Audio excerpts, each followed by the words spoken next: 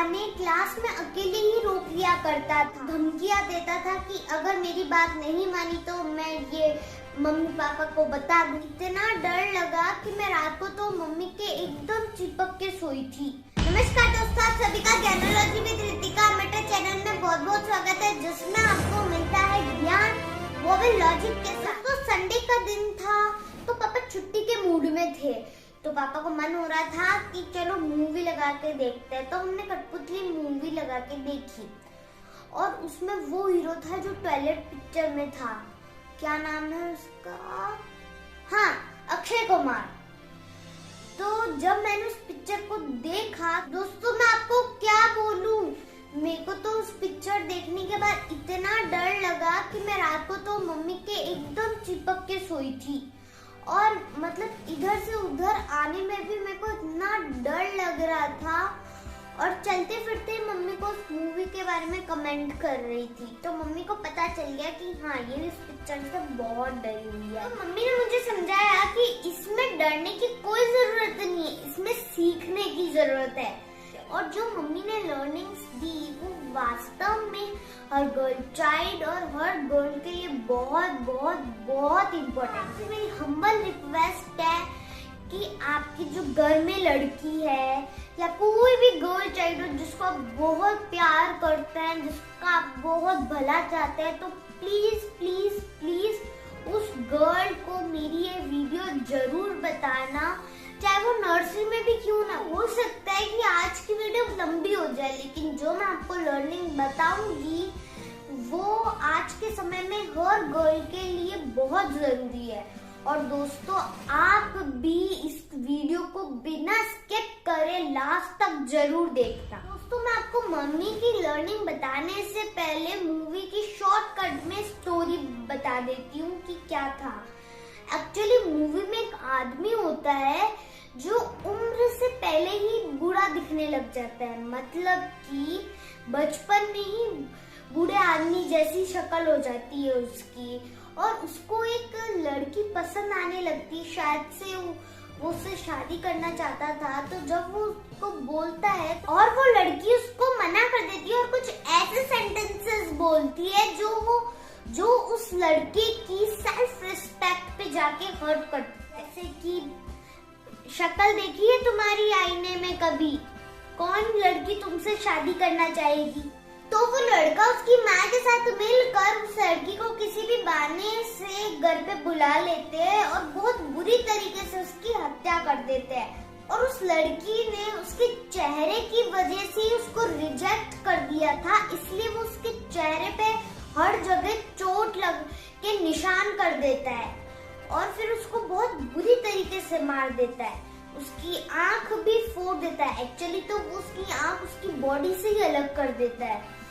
मतलब उसने पूरी तरीके से उसको दर्द दिया, फिर बुरी तरीके से उसको मार। उसकी माँ एक मैजिशियन थी और वो पूरी घटना को अपने ऊपर ले लेती है और जेल चली जाती है। और जब कुछ सालों बाद जब वो वापस छूट कर आती है तो रास्ते में ही उसका एक्सीडेंट हो जाता है और वो मर जाती है। और अभी तक उस लड़के को शांति नहीं हुई, अब उसको सारी लड़कियों से नफरत हो गई थी। और फिर वो अपनी माँ का ही गेटअप लेकर स्कूल में मैजिक शो करने लगा और बच्चियों को स्टेज पे बुला के उनके साथ करतब करने लगा, उनको इम्प्रेस करने लगा। और 2 दिन बाद ही जिस लड़की को उसने स्टेज पे बुलाया था उसी की वो बहुत बुरी तरीके से हत्या कर देता है, जिस तरीके से उसने उस लड़की की करी थी पहले। और इसी केस को 3 से 4 बार मूवी में रिपीट किया था।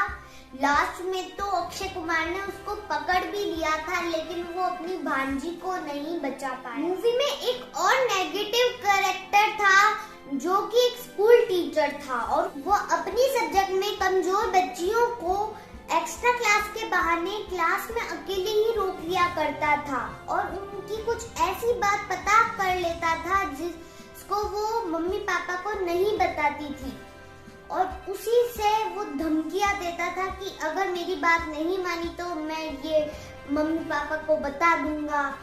तो फिर वो उनसे डरा धमका कर डोर क्लोज करवा देता था और कुछ कुछ तो बैड एक्टिविटी करता था, जिससे जब वो बाहर निकलती थी तब वो रोते रोते आती थी। और लास्टली जब वो अक्षय कुमार हीरो की भांजी को परेशान कर रहा था, तब अक्षय कुमार ने उनको पकड़ लिया था।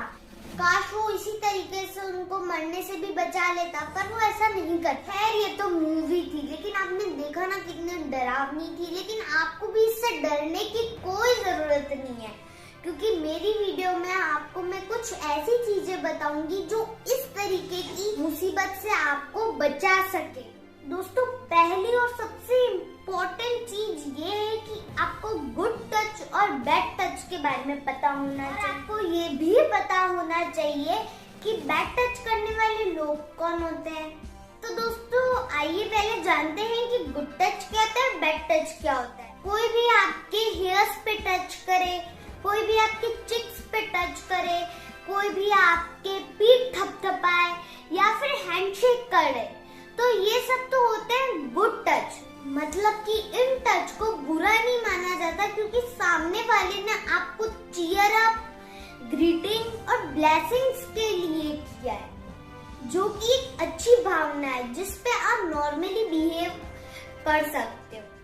पर कोई भी आपके लिप्स पर, आपके चेस्ट पर, आपके सीक्रेट पार्ट पर, आपकी थाई पर, आपके हिप्स पर टच करे तो सावधान दोस्तों, ये होते हैं बैड टच। जो कोई भी आपके करे या फिर आपसे करवाए, तो आपको अंदर से हिम्मत जुटाकर चिल्लाकर जवाब देना है नो। क्या कहना है? No, don't touch me. और वहां से आपको तुरंत भाग जाना है और घर आके आपके पेरेंट्स को बताना है कि इन्होंने मेरे साथ बैड टच किया या करवाया। दोस्तों, याद रखना कि केवल डॉक्टर, वो भी आपकी पेरेंट्स की उपस्थिति में, पेरेंट्स, ग्रैंड पेरेंट्स और मेड, ये 4 ही लोग हैं जो जरूरत पड़ने पर उन जगहों पर जो मैंने आपको बताई, लिप्स, चेस्ट, आपका सीक्रेट पार्ट, हिप्स और थाई पे टच कर सकते हैं, वो भी जरूरत पड़ने पर इन लोगों के अलावा जो भी लोग हैं वो आपको बैड टच करें, तो आपको हिम्मत से उसका सामना करना। और दोस्तों, ये याद रखना कि अगर आप चुप रहे, उनकी हरकतें बर्दाश्त करते रहे, तो उनकी हिम्मत और बढ़ती जाएगी और वो आपको एक बार नहीं बार बार परेशान करे। दोस्तों, आपकी चुप्पी आपके साथ होने वाली किसी बड़े हादसे का कारण बन सकती है। तो आप चुप ना रहें और आपको जैसे बैड टच की फीलिंग होती है, तुरंत आपके पेरेंट्स को इन्फॉर्म करें। दोस्तों, आपको डरना बिल्कुल भी नहीं है, क्योंकि वो गलत है, आप सही। तो दोस्तों, अब बारी आई उनकी कि बैड टच करने वाले होते कौन है। तो ये लोग 3 तरीके के होते हैं। पहला, कोई अननोन पर्सन जो आपको कहीं पे भी मिल जाए, किसी चीज का ऑफर देकर, लालच में लाकर आपको बहला फुसलाकर किसी अनजान जगह पर बुलाए या फिर खुद लिफ्ट देने के बहाने आपको लेकर जाए। तो दोस्तों, ऐसे किसी अनजान व्यक्ति के साथ कहीं पे भी जाने से आप बचें। और दूसरे नंबर पे वो लोग हैं जिससे आप रोज मिलते हो, जैसे कि आपका दूध वाला और स्कूल बस वाला, ऑटो वाला, किराना वाला, और आजकल तो पार्सल्स भी बहुत आते घर में, तो पार्सल वाला, सब्जी वाला, फल फ्रूट वाला, कपड़े वाला, या फिर कोई ऐसा इंसान जिससे आप बहुत कम बार ही मिलो लेकिन आप उनसे बहुत इम्प्रेस्ड हो। जैसे कि पिक्चर में हुआ कि मजिशियन से लड़कियां बहुत इम्प्रेस्ड थी, क्योंकि वो स्टेज पे उनके साथ बहुत करतब करता था, तो इसलिए उनको कोई गड़बड़ नहीं लगी और वो उस वैन में बैठकर मजिशियन के साथ चली जाती थी और वो किडनैप करके ले जाती। कुल मिलाकर कुछ ऐसे इंसान जिससे आप रोज मिलते रहते हैं और एक दिन उनके बुलाने पर आप बिना किसी को भी इन्फॉर्म करे उनके साथ चले जाते। तो दोस्तों, ऐसे आप कहीं पे भी किसी के साथ भी जाए तो अपने पेरेंट्स को इन्फॉर्म करके जाए, और हो सके तो आप पेरेंट्स को उसकी सारी डिटेल्स उसके सामने ही बताएं, ताकि उसको भी पता रहे कि इसने मेरी सारी डिटेल्स अपने पेरेंट्स को बता रखी है। और दोस्तों अब आते हैं तीसरे तरीके के लोग, जो कि बहुत ही ज्यादा खतरनाक होते हैं, जो आपके नोन पर्सन होते हैं, जैसे कि आपका रिश्तेदार, आपका पड़ोसी, पेरेंट्स के फ्रेंड हो सकते हैं, टीचर्स हो सकती है, मतलब कोई भी ऐसा पर्सन जिसको आप बहुत लंबे समय से जानते हैं और उनका आपके घर पे आना जाना रहता है। और इन लोगों पर आपके घर वाले भी बहुत भरोसा करते हैं, इनका बहुत सम्मान करते हैं, जिन पे आपके पेरेंट्स बहुत विश्वास करते, इतना कि पेरेंट्स आपको खुद ही अकेला उनके साथ छोड़ देते हैं। और यही उन लोगों की सबसे बड़ी ताकत होती है कि अगर आपने आपके पेरेंट्स को जाके बोल भी दिया तो भी आपके पेरेंट्स आप पे यकीन ही नहीं करेंगे। पर तब भी आपको डरना बिल्कुल भी नहीं है और आपके घर वालों को सच्चाई बतानी है, चाहे उनके पास आपका कोई बहुत बड़ा सीक्रेट भी क्यों ना हो, जिससे वो आपको चुप करा कर बैठा सके, तो आप खुद ही अपने पेरेंट्स के पास जाके उस सीक्रेट को बता दे, चाहे वो आपको मारे या फिर डांटे। उनसे डरने से तो ज्यादा अच्छा है कि आप पेरेंट्स को सच्चाई सारी बता दें। तो दोस्तों ये थी बैड टच और गुड टच की इंफॉर्मेशन। और दोस्तों जो मैंने आपको बताया है उन चीजों का आप ध्यान रखना और सुरक्षित रहना, और आपको डरने की बिल्कुल भी जरूरत है। और दोस्तों आपको जैसे ही बैड टच की फीलिंग हो तो आपको क्या कहना है, याद है ना, नो।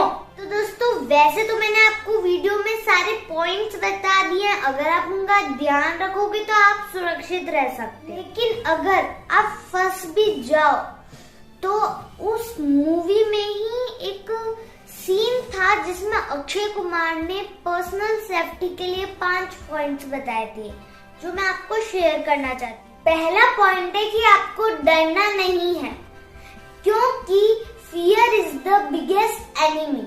डर जो है वो आपकी मेंटल और फिजिकल एबिलिटी को कम करता है। दूसरी बात, सिचुएशन कैसी भी हो आपको फेस करना है और अटैकर को दिखाना है कि आप में हिम्मत है। तीसरी बात, जब और जैसे ही मौका मिले तो आपको भागने का रास्ता ढूंढना है। चौथी बात, जब कोई भी पॉइंट काम ना आए तो पूरी हिम्मत से अटैकर पे अटैक करना है।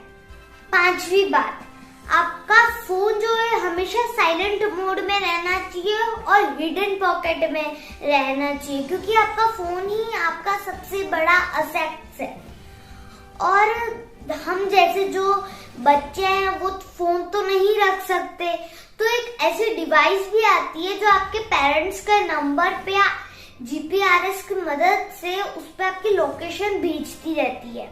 तो पूरी कहानी में और सारे इंस्ट्रक्शन सुनने के बाद यही पता चलता है कि सावधानी हटी तो दुर्घटना घटी। इसलिए सावधान रहें और रोज की दिनचर्या अपने पेरेंट्स के साथ शेयर करें। बैड टच और गुड टच की जानकारी रखें, बिना अपने पेरेंट्स को बताए किसी के भी साथ जाने से बचें, किसी के साथ भी अकेले में कहीं पे जाने से बचें। दोस्तों अगर आपको आज की वीडियो यूजफुल लगती है तो ज्यादा से ज्यादा गर्ल्स को उसको दिखाइए, शेयर कीजिए, ताकि बाकी की सारी गर्ल्स भी ये सारी इंस्ट्रक्शंस का ध्यान रखें। मेरी और आप सभी की सुरक्षा की कामना करते हुए मैं आज की वीडियो यहीं पे समाप्त करती हूँ। दोस्तों याद रखें, आत्मा को निरंतर साफ करते रहें, दुनिया को निरंतर माफ करते रहें और परमात्मा को निरंतर याद करते रहें। धन्यवाद।